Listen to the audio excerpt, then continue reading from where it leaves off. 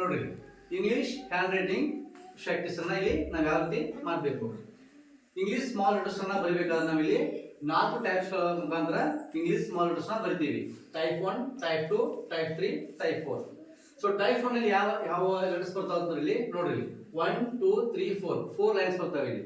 ಈ 4 ಲೈನ್ಸ್ ಅಲ್ಲಿ middle ಬರ್ತಕ್ಕಂತ 2 3 lines ಅಲ್ಲಿ ಬರೆಯುವಂತ ಲೆಟರ್ಸ್ ಗಳನ್ನ ಮಿಡಲ್ ಲೆಟರ್ಸ್ ಅಂತ ಕರಿತೀವಿ. ಅವು ಯಾವ ಅಂತ ಕೇಳಿದ್ರೆ A C E I M N O R S U P W X Z ಒಟ್ಟಾರೆಯಾಗಿ 14 ಲೆಟರ್ಸ್ ಗಳನ್ನ ಬರಿತೀವಿ.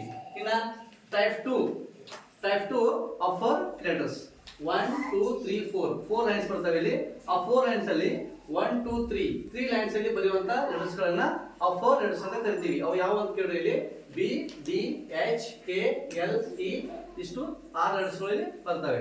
ಆಮೇಲೆ ಟೈಪ್ 3 ದಲ್ಲಿ 1 2 3 4 ಲೈನ್ಸ್. ಈ 4 ಲೈನ್ಸ್ ಅಲ್ಲಿ 1 ಲೈನ್ ಬಿಟ್ಬಿಟ್ಟು 2 3 4 ಲೈನ್ಸ್ ಅಲ್ಲಿ ಬರೆಯುವಂತ ಲೆಟರ್ಸ್ ಗಳನ್ನ ಲೋವರ್ ಲೆಟರ್ಸ್ ಅಂತ ಕರಿತೀವಿ. ಅವು ಯಾವ ಅಂತ ಕೇಳಿದ್ರೆ G J P Q Y ಇಷ್ಟು 5 ಲೆಟರ್ಸ್ ಇಲ್ಲಿ ಬರ್ತವೆ.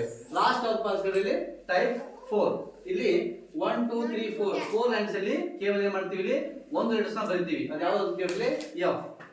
ಇದನ್ನ ಒಂದೊಂದು